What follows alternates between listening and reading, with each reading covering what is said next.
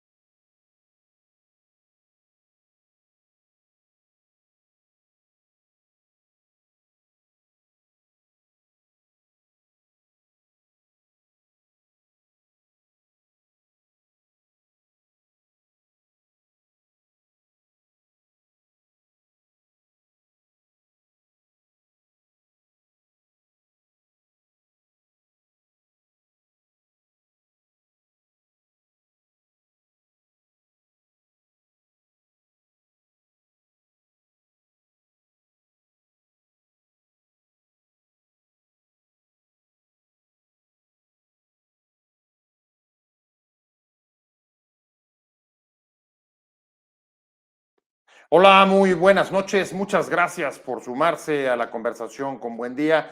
Les agradezco mucho que participen, que nos manden sus comentarios, sus puntos de vista, sus opiniones para poder enriquecer este debate. Estamos saliendo por WOW TV, canal digital a todo el país, por Regeneración Plural en el sureste y por mis redes en vivo, José Buendía MX en Twitter, YouTube y Facebook.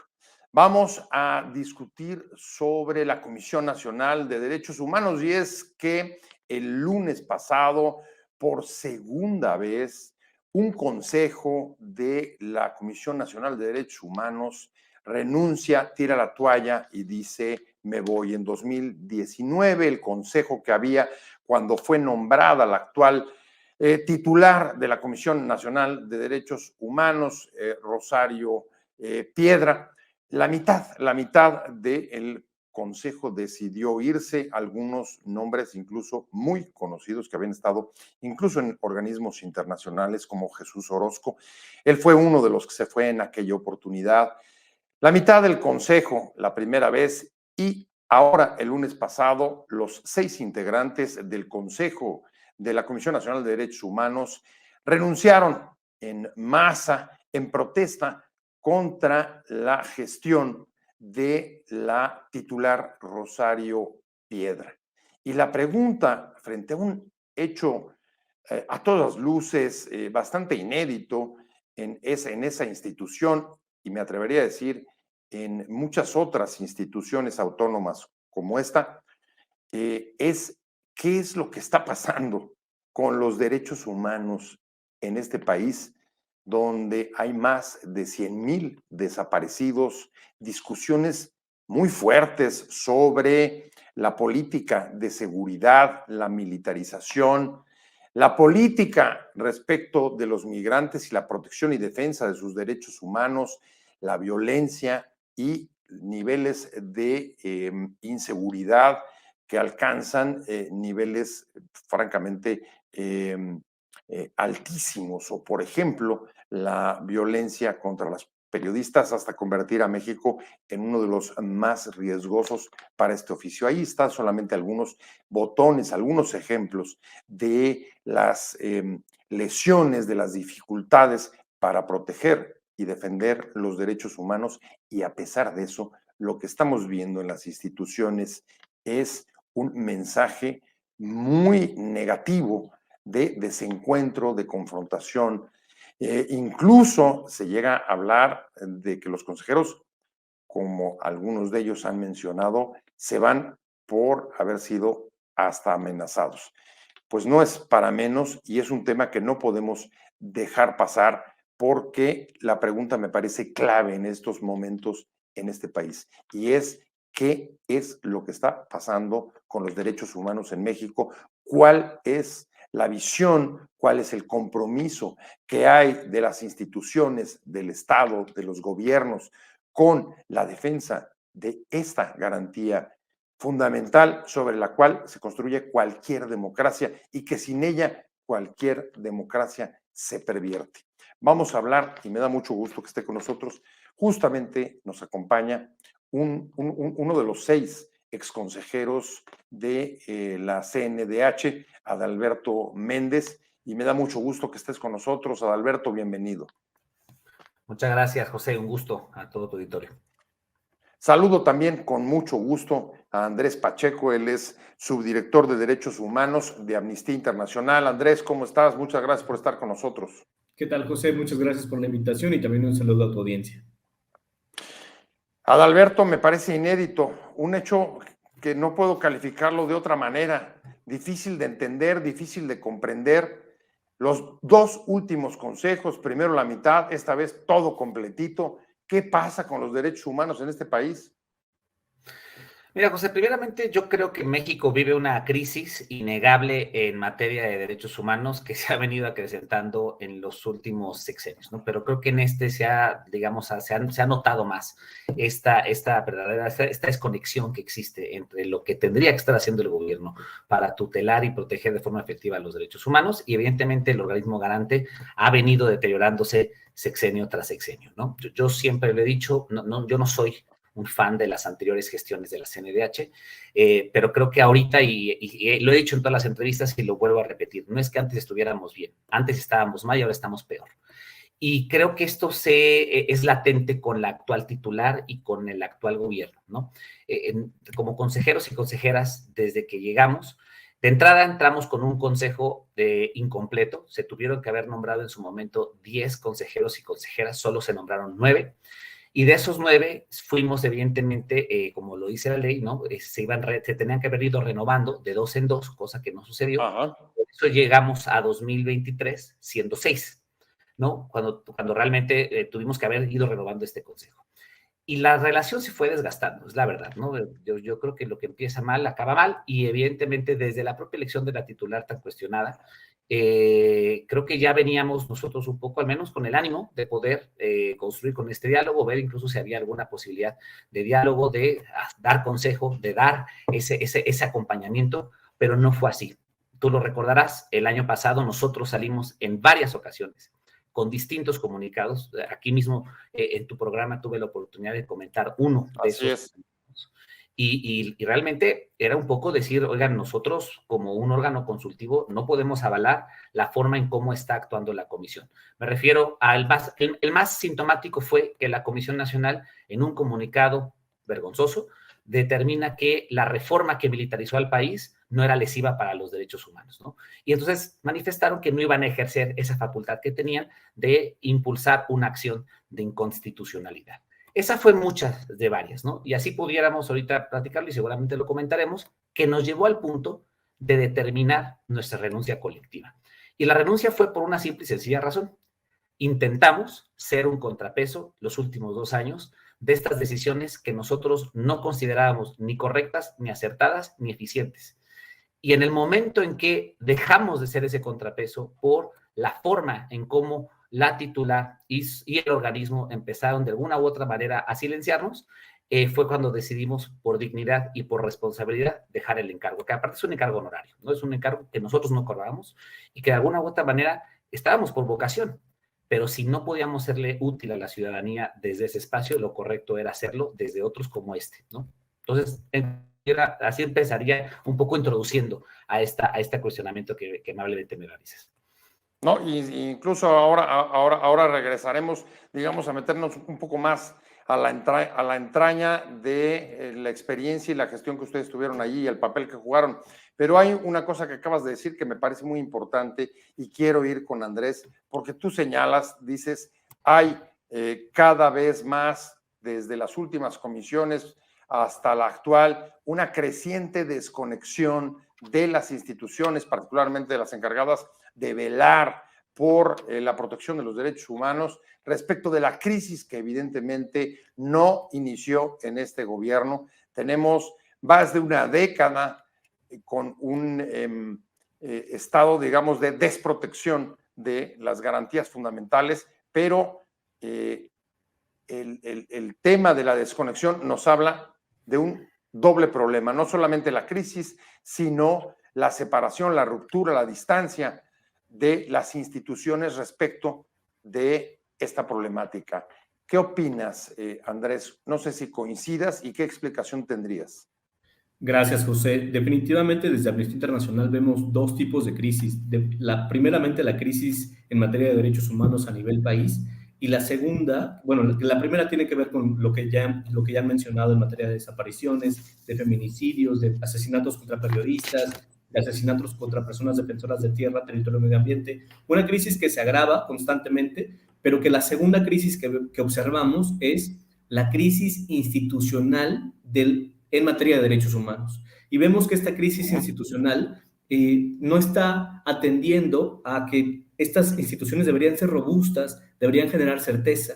Y lo que ha sucedido con diferentes tipos de nombramientos es que en el proceso se han deslegitimado, han generado desaprobación también por parte de cómo se han hecho estos procedimientos, porque no han sido ni transparentes, ni han atendido a los principios de máxima publicidad. No hay claridad en las etapas de cómo se participa e incluso la convocatoria para poder emitir, digamos, opiniones ciudadanas. Sabemos que los nombramientos se dan, digamos, en términos políticos y también mediante las estructuras del Estado, pero definitivamente las instituciones de derechos humanos en el país no han logrado estar a la altura de la crisis precisamente de derechos humanos que tenemos presente.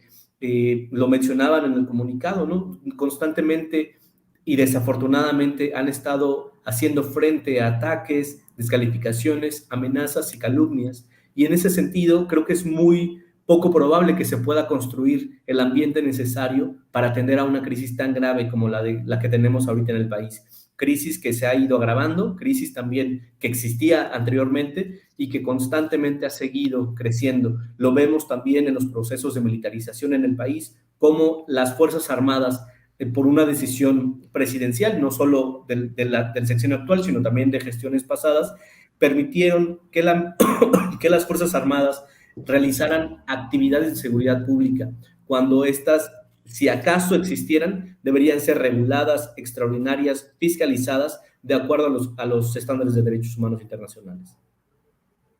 Una crisis institucional en relación con las encargadas de proteger y defender los derechos humanos, Adalberto. Y yo recuerdo desde el gobierno de Calderón haber escuchado expresiones como la del mismo secretario de Gobernación, que su oportunidad llegó a llamar a los defensores de derechos humanos tontos útiles, y recordar también, Adalberto, algunas expresiones que corrían en el mundo político de aquel sexenio en el que crecía, digamos, esta idea de, oigan, esto de los derechos humanos no hace más que entorpecer las labores para poder atacar realmente a la inseguridad, y son los delincuentes los que se amparan en los derechos humanos para lograr evadir a la justicia. Y esta clase de expresiones que en ese momento parecían absolutamente aisladas, Adalberto, cada vez parecía que fueron permeando a las propias instituciones del Estado. Y por eso la pregunta de qué pasa con las instituciones y los derechos humanos. O dicho de otra manera, ¿a qué atribuyes esta crisis? A esta crisis institucional, por supuesto.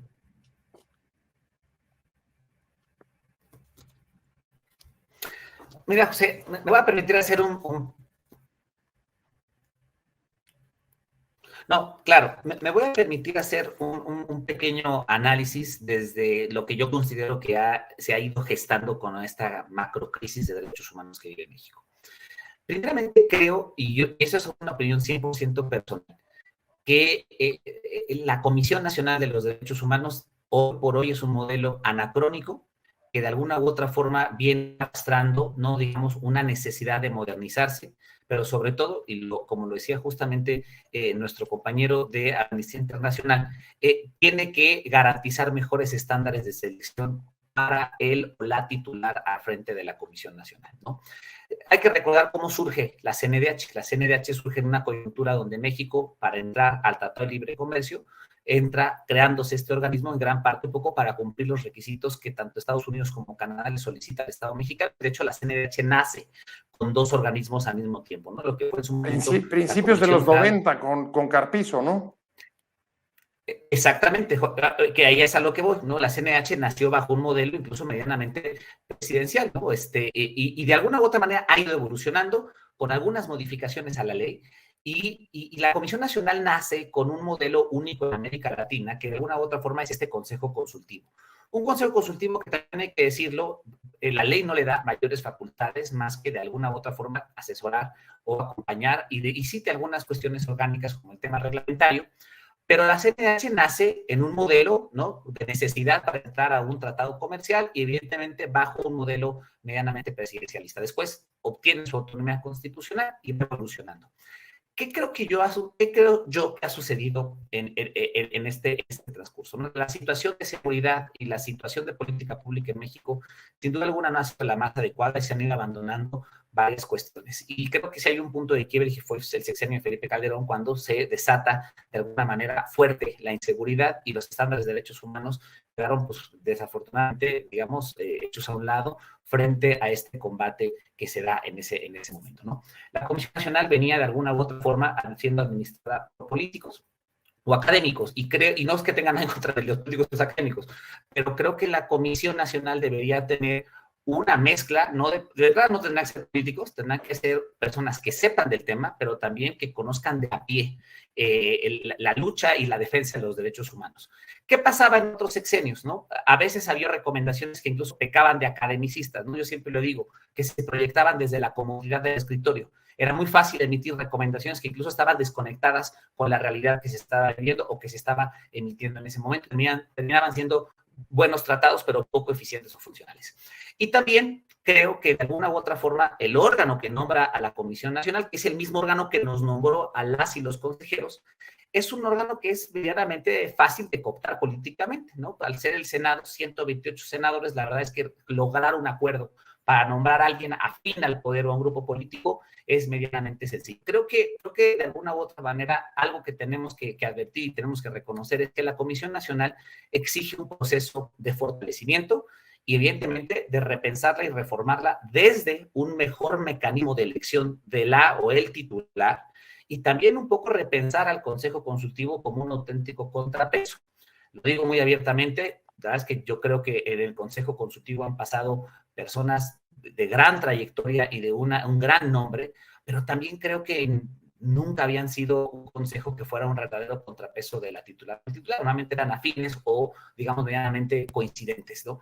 ¿Qué pasa en este momento? Que por alguna razón, ¿no?, llega un consejo que no era completamente afín al oficialismo y que de alguna u otra forma llega con una verdadera independencia. Y esto creo que le permite al menos advertir esta crisis que ya vivía la Comisión Nacional, que voy a insistir, creo que no es nueva, creo que viene acumulándose de sexenios atrás, pero que en este sexenio, conforme a esta política de imposición, y también lo digo, de cierto ninguneo hacia el respeto a los derechos humanos, esta falta de seriedad ha permitido ver la situación en la que nos encontramos. Un organismo que no está a la altura, que no acompaña a las víctimas y que de alguna u otra forma está desconectada de la realidad del país. José. A ver, Andrés, para muestra un botón, leía algunas de los posicionamientos tanto del Consejo como de la Comisión Nacional de Derechos Humanos que decía, en efecto, reconocemos que el Consejo tiene entre sus facultades hacer recomendaciones. En efecto, ese es un tema que está ahí en la ley. Dice, pero la comisión no tiene obligación legal de aceptar, ni escuchar, incluso ni seguir las recomendaciones. Con lo cual, pues estamos frente a digamos, una posición un tanto absurda, porque entonces, ¿para qué el Consejo? Gracias, José. Definitivamente creo que en ese sentido, la propia comisión, cuando emite recomendaciones, uno de los puntos de dificultad es que estas recomendaciones, cuando lo mencionan algunas autoridades o algunas personas expertas de derechos humanos, dicen no son vinculantes. Y entonces parece que ocupa el mismo discurso hacia su interior para deslindarse de la posibilidad de hacer caso y hacer caso a la asesoría de personas expertas que están en el Consejo. Y nos parece preocupante, por lo menos desde la Amnistía Internacional también, el eco que resuena constantemente de que las instituciones de derechos humanos están pensadas para defender a delincuentes, porque cada vez que se emite ese discurso desde los aparatos estatales, definitivamente creo que gana el discurso oficial y gana un discurso que además estigmatiza a muchas personas defensoras de tierra, territorio y medio ambiente, periodistas y personas defensoras también de las colectivas feministas, y esto nos parece sumamente preocupante. Como lo dice el exconsejero Adalberto, en efecto, el modelo de la Comisión de Derechos Humanos parece que ya no está atendiendo a la realidad en el país y sí se necesita mucha más conexión y mucha más reactividad, porque de pronto la comisión parece que se sienta con el tiempo que no se tiene a pensar qué podría hacer, cuando muchas de estas comisiones también existen para pronunciarse, para investigar y para hacer recomendaciones, y esto mismo hace que sea un proceso regulador dentro del contexto de violencia, porque sin esas figuras al interior de los aparatos estatales que puedan pronunciarse por condiciones de vida dignas, por el respeto, protección y garantía de los derechos humanos, no se puede también o se dificulta más el proceso de incidencia que hacemos las organizaciones de la sociedad civil, porque cuando se emiten recomendaciones, por supuesto que en ocasiones utilizamos los instrumentos del Estado para poderle decir al propio Estado qué es lo que sus organismos están recomendando, pero cuando hace falta eso, también nos quedamos sin los mecanismos apropiados para incidir. Afortunadamente, las organizaciones de la sociedad civil tenemos diferentes herramientas para hacer incidencia frente a las instituciones gubernamentales, pero es verdad que cuando existen organismos que están haciendo su trabajo en materia de defensa de derechos humanos y de protección y garantía, nos permiten también generar colaboraciones que vinculen los procesos gubernamentales con esta serie de respeto a la dignidad humana. Saludamos con mucho gusto a Lorenzo Meyer, le mandamos un abrazo y voy contigo, Adalberto. El Rosario Piedra y la comisión dijo que el tema de la salida es porque el Consejo obstruía la marcha de la institución y que habían mentido y que no era cierto las razones que esgrimían para la renuncia, sino que habían incumplido con el nombramiento de dos vacantes que tenían que haber sido cubiertas, algo que me llamó la atención porque entiendo que es el Senado el que tiene que hacer estas designaciones, pero en cualquier caso, ¿qué quiere decir con que ustedes obstruían? Mira, conoces, por supuesto, la crítica, ya leíste. Mira, y lo voy a decir con esta tranquilidad, ¿no?, de conciencia que tenemos y que tengo en lo particular. Pues si para ella obstruir es decir la verdad y es advertir que las decisiones estaban equivocadas, pues entonces sí, podemos decir que obstruíamos, ¿no? Porque de alguna u otra manera lo único que hicimos fue un poco llamar a la razón y un poco explicarle a ella que me queda claro que no hay un equipo técnico atrás ni una comprensión profunda del tema. De que no impugnar una reforma, ¿no?, tan lesiva como la que al final se aprobó en su momento, tenía un impacto en materia de derechos humanos. Yo me acuerdo perfecto de esa discusión. Nosotros se lo hicimos ver. Le hicimos ver todos los antecedentes, ¿no?, de las sentencias de la Corte Interamericana de Derechos Humanos, que la gran mayoría, ¿no?, son relacionadas con temas de militarismo en el país. Y pues no lo entendía y aparte que creo que tenía una obligación histórica porque de alguna u otra manera viene de una lucha que evitaba, ¿no?, este tipo de cuestiones y que se tenía que haber visto palpable, digamos, hubiera visto material en la Comisión Nacional.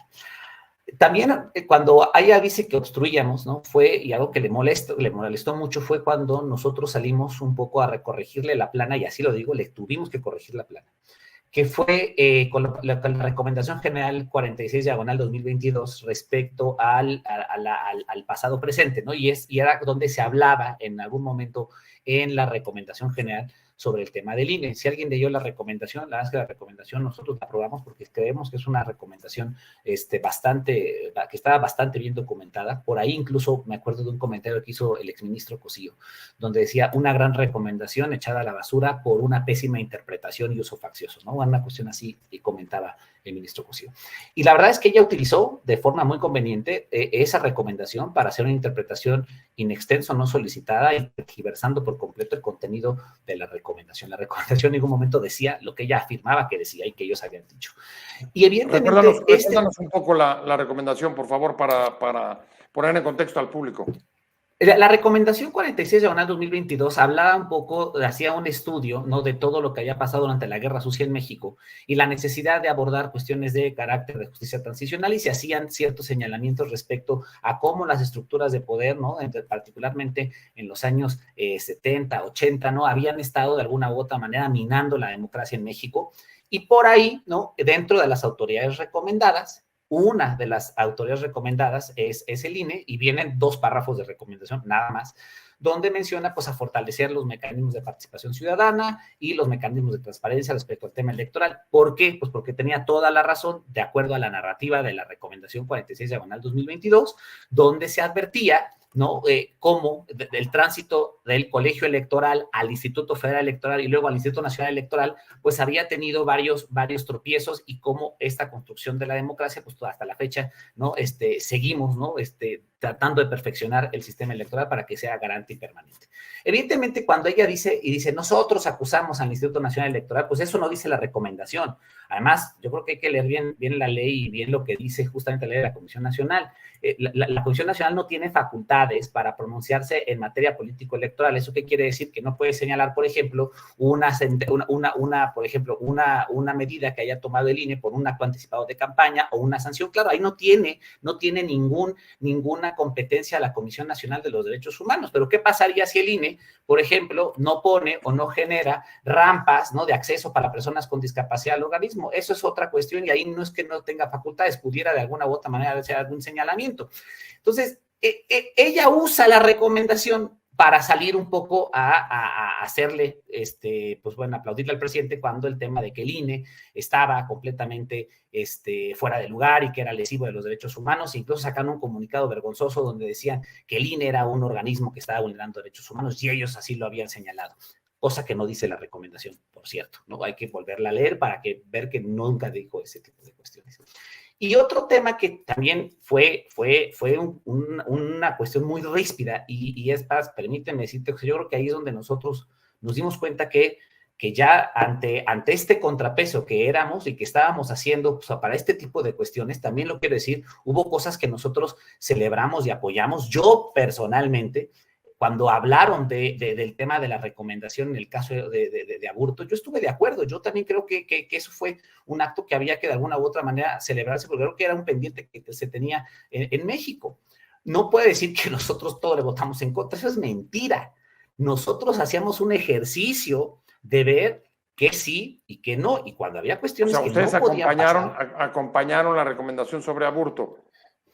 En el caso de Aburto, creo que había consenso de que era necesario reinvestigar lo que había sucedido, ¿no? Yo personalmente creo que aparte era muy correcto hacerlo. Vuelvo a insistir, hubo recomendaciones, por ejemplo, el tema de la recomendación respecto a la protección de datos personales y acceso a la información. Uno de nuestros compañeros, Ángel Trinidad, que había sido comisionado del entonces IFAI, incluso hizo algunos comentarios. Yo mismo promoví unos comentarios respecto a la ratificación del Convenio de Budapest en materia de ciberseguridad. O sea, lo que voy es, nosotros aportábamos y buscábamos aportar, ¿no? Pero cuando algo se encontronaba con lo que ella creía o ella necesitaba defender por alguna agenda que no sabemos cuál sea, ahí empezaban los problemas. Y es donde la liga se empezó a estirar hasta que se reventó. Y es a lo que nos lleva a la renuncia, ¿no? No podíamos seguir nosotros de la mano, ¿no?, si este contrapeso ya no estaba funcionando.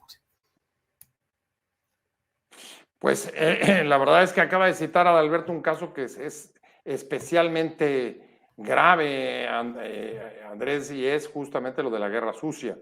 Porque ustedes han coincidido en decir, bueno, es que las instituciones, particularmente la de derechos humanos, no ha estado a la altura, lo cual puede interpretarse como incapacidad, falta de preparación, en fin, un funcionamiento erróneo, etcétera.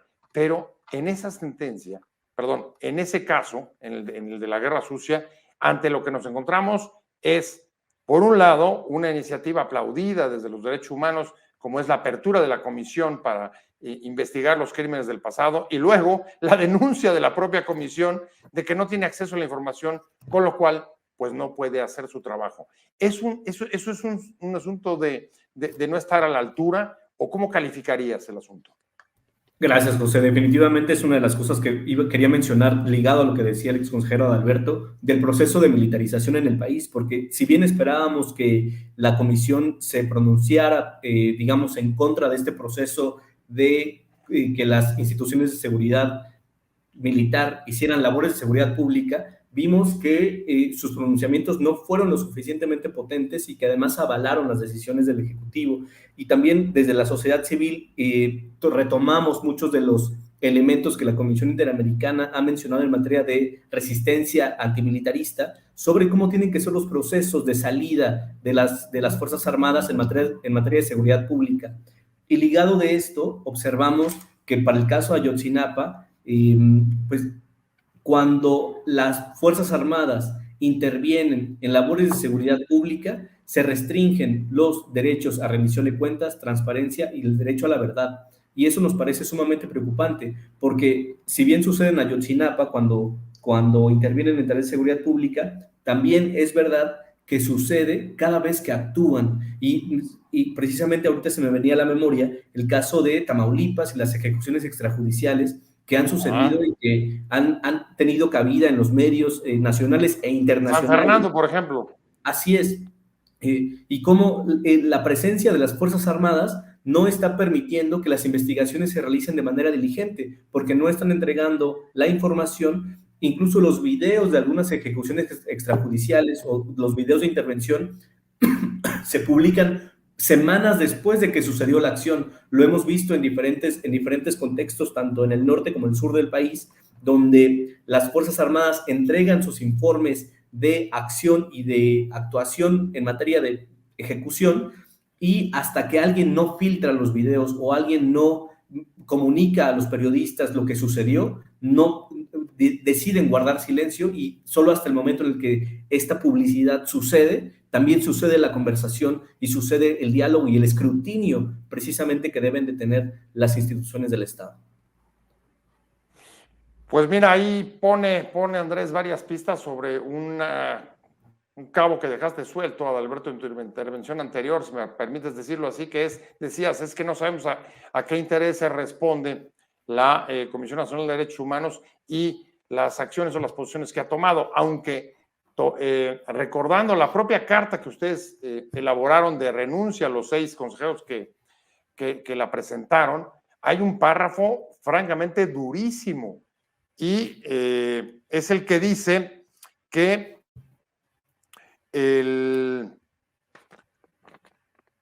a ver, déjame encontrarlo, dice... Cuando mencionamos que ya no sigue... Textualmente dices, un órgano autónomo que atiende a otros intereses diversos a la defensa y protección de los derechos humanos. ¿Intereses de quién? ¿Cuáles? ¿Son diversos? ¿Es el Ejecutivo?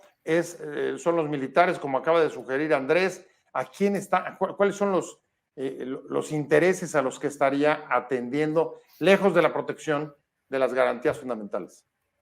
Mira, a ver, así directamente, no tengo esa información, te puedo decir a esos intereses. Yo que creo que hay una agenda política detrás, y seguramente o es afín o puede ser afín por las cuestiones que vimos al gobierno en turno. Que me conste, tampoco lo puedo afirmar así, José, porque de alguna u otra manera nosotros hablamos de lo que vimos, ¿no? No te puedo enseñar una petición, aquí está. No te mentiría si lo hago. Pero sí creo que los hechos y la forma en que era distante a la protección de los derechos humanos y a los estándares reconocidos a nivel internacional, ¿no? Yo aquí quiero aprovechar ese comentario, porque algo que se discutía muy seguido en el Consejo, y ellos nos lo decían claramente, decían, nosotros estamos muy bien evaluados por GANRI, ¿no? GANRI es un mecanismo, para los que no los conozcan, un mecanismo que evalúa a las comisiones de derechos humanos, a las defensorías del pueblo, ¿no? Es un organismo internacional. Decían, estamos muy bien evaluados con GANRI, nuestra acreditación ante GANRI, y lo decían, yo decía, bueno, pues aquí es el momento de cuestionar cómo está esa evaluación, porque si esa evaluación continúa como está, de alguna u otra forma, la renuncia de las y los consejeros es completamente distópica de lo que pudiéramos estar evaluando como correcto o funcional, ¿no? Este tipo de cuestiones lo comento porque, mira, yo sí creo, históricamente hablando, que las y los titulares de la Comisión Nacional han sido cercanos al presidente en turno. Sí lo creo, lo digo abiertamente. Y me puedo ir ombudsperson tras ombudsperson para demostrarlo, ¿no? O sea, no solamente el caso de Rosario Piedra, sino los anteriores. Totalmente, José. Voy a agarrar rápidamente los dos ejemplos anteriores, ¿no? En el caso de Luis Raúl González Pérez, el problema es que en este caso, en este país no tenemos memoria. Fue el fiscal que le dio carpetazo al caso Colosio. Y su secretario técnico fue el hijo del secretario de Salud del sexenio de Enrique Peña Nieto. Entonces, también así muy independiente no era. Y si nos vamos, por ejemplo, a los primeros ombudspersons, el propio Jorge Carpizo, el propio Jorge Madrazo, Mireles Rocati, todos ellos habían sido procuradores de la República o secretarios de gobernación o funcionarios del presidente en turno. O sea, realmente creo que sí hay un tema que tenemos que ser más críticos. Y es que de alguna u otra forma, lo único que le reconozco a los anteriores es que al menos disimulaban mejor. Es que de alguna u otra manera creo que trataban de hacer su trabajo pareciendo independientes o con medianos visos de autonomía. El problema con esta comisión es que ni siquiera se hace lo mínimo para poder advertir ese trabajo de autonomía y de independencia que deberían de tener. Al final del día, este tipo de tibiezas, ¿no? Este tipo de decir, no vamos a impugnar una reforma militarista, porque aparte, es cuestión de leer el comunicado, lo que ellos dijeron. Ellos decían que no influía en ninguna manera en el tema de militarización y que por eso no le iban a impugnar. Por el amor de Dios, mínimo sus antecesores, que yo creo que también son medianamente cuestionables, al menos sacaban comunicados más decentes, por lo menos advertían cuestiones que hacían más sentido, ¿no? O al menos se posicionaban, ¿no? Un poco para cumplir con el papel que les tocaba en turno. En este caso, ni siquiera eso. O sea, creo que realmente ya es descarado, ¿no? La afinidad que puede haber con el gobierno en turno, y creo que eso es muy preocupante, porque entonces sí estamos hablando de un órgano que perdió su autonomía. O sea, perdón que lo diga, ¿no? Y esto a mí te atacan en redes sociales, todo el mundo te lo dice, pero es la verdad. Creo que de nada sirve pensar que, bueno, vamos a estar mejor. Siempre se puede estar peor. Y esta es la mejor muestra. Creo que sí vive una crisis el país, que se viene acumulando de derechos humanos durante mucho tiempo y que ahora el organismo que al menos tendría que estar haciendo algo no está cumpliendo su labor. ¿Cómo ves, Andrés? ¿Cómo calificarías tú desde la sociedad, de una organización de la sociedad civil, la gestión de Rosario Piedra? Gracias, José. Creo que una de las cosas que yo quisiera también resaltar es, en efecto, esta conversación que estamos teniendo refiere a la renuncia de las personas que hacían parte del Consejo. Y me estaba preguntando también cómo tendríamos que conversar sobre quiénes son las nuevas personas que van a integrar este consejo, ¿no? En materia de cuáles van a ser los nombramientos, cómo se va a llevar a cabo el proceso, porque si bien ahorita van de salida ciertas personas, ¿quiénes van a ingresar? En materia de esta agenda política, ¿cómo vamos a hacer el escrutinio desde la sociedad civil para también valorar cómo está haciendo la actuación de la Comisión de Derechos Humanos, digamos, en un sentido amplio? Y sí creo que es una conversación que nos corresponde a todas, pero también nos corresponde y le corresponde particularmente a las autoridades que estos procesos sean transparentes y que respondan a los principios definitivamente de máxima publicidad, porque de otra manera, quienes integren el Consejo, esperemos también que sean personas expertas en derechos humanos, que sigan sirviendo también como un consejo asesor y de contrapeso a las decisiones que puedan tener, porque no, creo que el proceso en el que surgen los contrapesos no son negativos, ¿no? La posibilidad de discernir y de disentir en el proceso de diálogo para impulsar una agenda de derechos humanos, permite estos diálogos, permite estos debates, y que en sí mismos tendremos que ver quiénes son estas personas nuevas que van a nombrar, cómo las van a nombrar, qué habrá que rastrear, qué conexiones tienen con diferentes personas tomadoras de decisiones, para también entender cuál va a ser la nueva instalación y cuál va a ser la nueva visión, si acaso va a ser novedosa, de la Comisión de Derechos Humanos y de su Consejo Asesor, ¿no? Eso por lo que toca, digamos, al nuevo consejo, Andrés, pero ¿cómo calificarías lo que has visto hasta ahora? Pues estamos ya, son ya 19 a 23, son 4 años de la actual administración, de la actual gestión de Rosario Piedra. ¿Cómo la calificarías? ¿Cómo la evaluarías desde un organismo de la sociedad civil como el que tú estás representando? Definitivamente desde la sociedad civil vemos que no están a la altura y no han estado a la altura de las circunstancias de la crisis de derechos humanos. Sí vemos que el proceso de los nombramientos, por cómo se ha dado, han deslegitimado a las instituciones, las han puesto en un foco de desaprobación y de poca confianza. Si ya de por sí eran poco conectadas o lejanas a ciertas situaciones del país, con estos nombramientos que se dan en la opacidad o en el vínculo político con ciertas personas tomadoras de decisiones, evaluamos que no han estado definitivamente a la altura y que es necesario que quienes integran a las instituciones de derechos humanos puedan tener no solo experiencia técnica, sino también cercanía y conocimiento de la realidad en el país. Hemos puesto mucho el foco, Alberto, por supuesto, en el gobierno, en la comisión, en las estatales, en la parte institucional. Pero ustedes al renunciar, al haber sido nombrados por el Senado, me imagino que esa carta, la de su dimisión, la presentan al Senado y habrán hablado y habrán explicado a los distintos partidos, a las distintas fracciones parlamentarias, la situación por la que ustedes se van.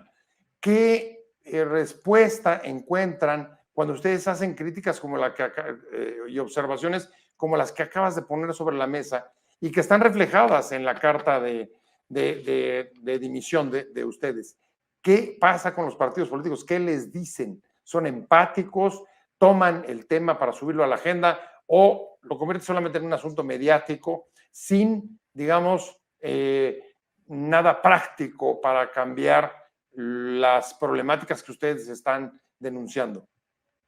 Mira, el año pasado, si no mal recuerdo, tuvimos ya un primer encuentro, las y los consejeros, el consejero Bernardo, la consejera Tania y un servidor, tuvimos un acercamiento con la Comisión de Derechos Humanos porque hicimos este planteamiento, ¿no? O sea, mencionando un poco nuestra preocupación, lo que veíamos y lo que teníamos un poco que impulsar, ¿no? Y esto fue derivado de uno de los, ya no recuerdo cuál fue el comunicado que motivó esta reunión. Nos escucharon y listo, ¿no? ¿Qué creo yo? ¿Qué creo yo, la verdad? Y es que yo sí lo quiero decir muy abiertamente. A mí tampoco me gustaría que esta renuncia se volviera de uso político, ¿no? La renuncia no debe perseguir ni persigue a ningún interés político. Es un tema 100% ciudadano. ¿Por qué lo digo así? Porque a mí me hubiera gustado que hubiera pronunciamientos, no nada más como lo hubo de la senadora Kenia Rabadán o del senador Emilio Álvarez y Casas, sino también que hubiera habido pronunciamientos de senadores de Morena, de senadores del Movimiento Ciudadano, de senadores y senadoras del Partido del Trabajo, es decir, de todo el crisol de partidos y corrientes políticas que hoy, digamos, comulgan en el Senado de la República, ¿no? Yo también no sé si esto es un desinterés, ¿no? Nada más, y a ver, y no es que seamos nosotros la agenda del Senado, no, pero yo creo que sí hay una renuncia en bloque, que aparte creo que es mucho más preocupante que la primera renuncia, porque la primera renuncia fue parcial, no sé si recordarán que nada más se quedó el doctor José Jesús Enríquez Orozco y Rosalía Castellanos, el resto se retiró, y luego ya fueron renunciando, ¿no? En este caso fue en bloque, es decir, pero creo que no hay margen de interpretación a por qué nos fuimos. Nosotros en un solo comunicado dimos nuestras razones y creo que eso debería o necesariamente tendría que ser un motivo de discusión. Ahora, yo quiero un poco tocar el punto que justamente apuntaba Andrés. ¿Qué va a pasar con el nuevo consejo? ¿Van a nombrar nuevos y nuevas consejeras? Yo nada más les quiero compartir una anécdota. Cuando yo me anoté al proceso, yo estuve un año en espera para ver si lo nombraban. A mí hasta se me había olvidado el nombramiento porque nomás no lo nombraban, ¿no? Y un día se reactivó el proceso después de un año y nos nombraron, ¿no? Y yo creo que no hay condiciones, tristemente, para que haya un nuevo consejo de aquí al siguiente año, ¿no? Prácticamente el periodo se acaba, ¿no? En diciembre, y el siguiente semestre, pues perdón, pues van a estar todos y todas distraídos en campaña. Entonces creo que no va a haber manera ya de sacar estos nombramientos. Si no han sacado los del INAI, si no han sacado los consejeros que faltan del Consejo Consultivo del INAI, que por cierto, y quiero hacer un agradecimiento público, hoy el Consejo Consultivo del INAI se solidarizó con nosotros y agradecemos mucho ese pronunciamiento. La verdad es que es en verdad preocupante que los contrapesos de este país no estén funcionando. Pero sobre todo, y lo que dijo Andrés, creo que no le hemos puesto la atención debida en esta discusión, es cómo se ha ido perdiendo legitimidad en el proceso de elección del ombudsperson con la falta de participación de sociedad civil, no porque la sociedad civil no quiera participar, sino porque no la dejan. Y eso ha sido, el Senado no le ha permitido que participe como debiera participar. Un nivel de escrutinio, ¿no? Abierto, un careo con los titulares, a lo mejor, ¿no? Yo siempre he creído que un buen método de elección sería generar un comité de selección, quizás híbrido, ¿no? Donde haya senadores, académicos y sociedad civil, y que se haga este comité de selección, ¿no? Completamente independiente respecto de las y los candidatos, ¿no? La verdad, Alberto, es que perdón que te interrumpa, pero ¿crees que esa desconexión entre las instituciones y las problemáticas, entre la crisis de derechos humanos, tenga que ver justamente con eso?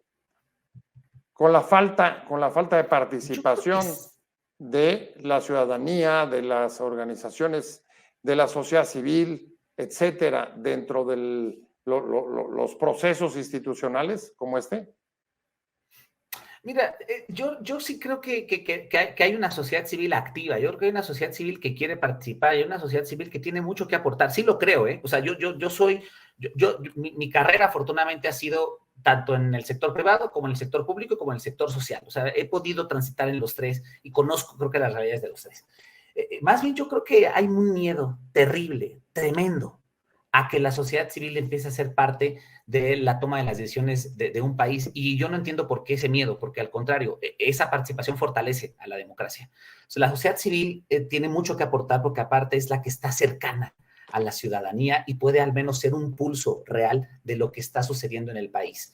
Yo no entiendo por qué no quiere los gobiernos en turno, y no solamente los pasados también, hay que decirlo con todas las letras.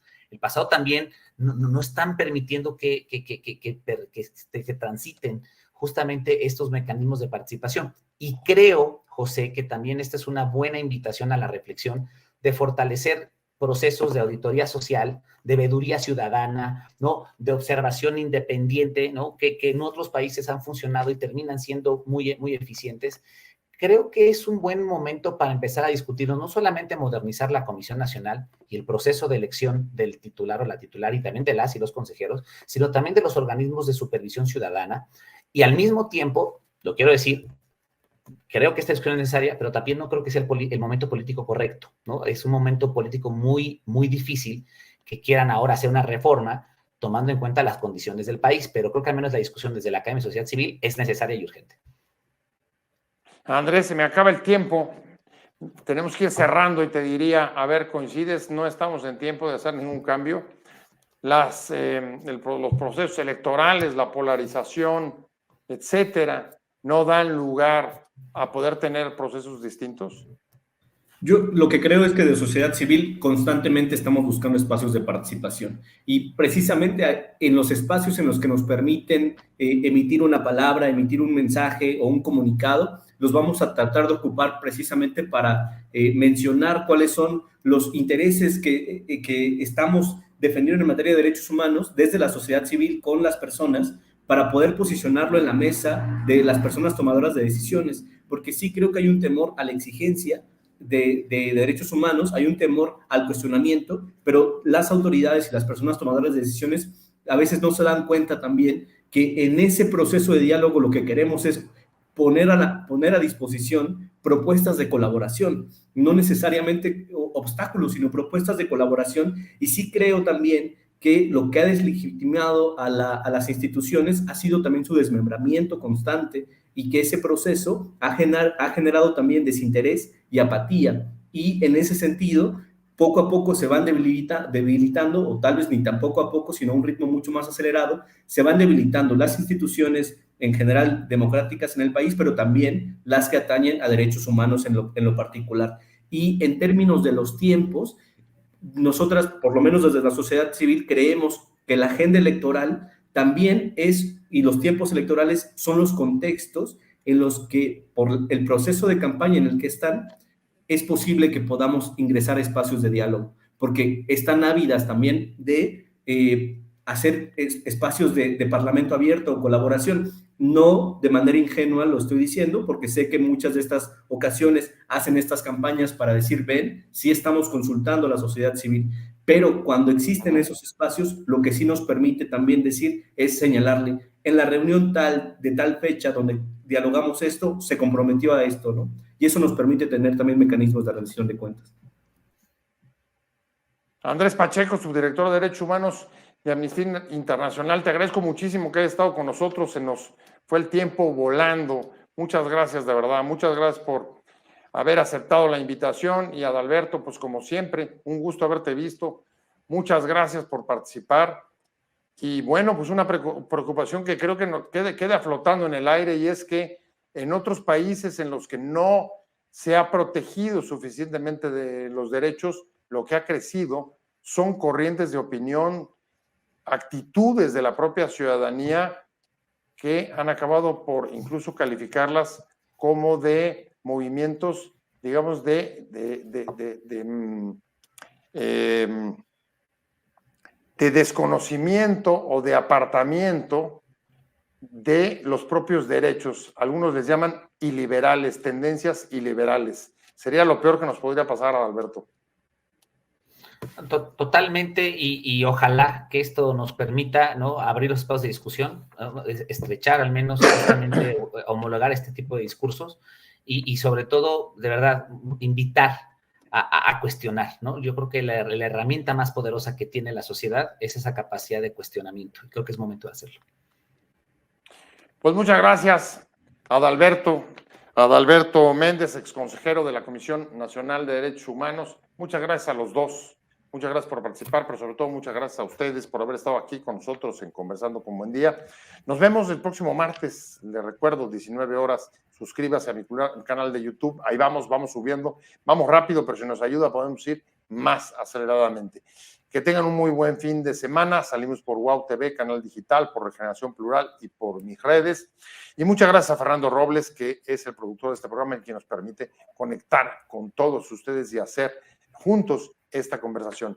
Hasta luego, que tengan un buen fin de semana. Nos vemos. Adiós. Gracias, hasta luego. Muchas gracias.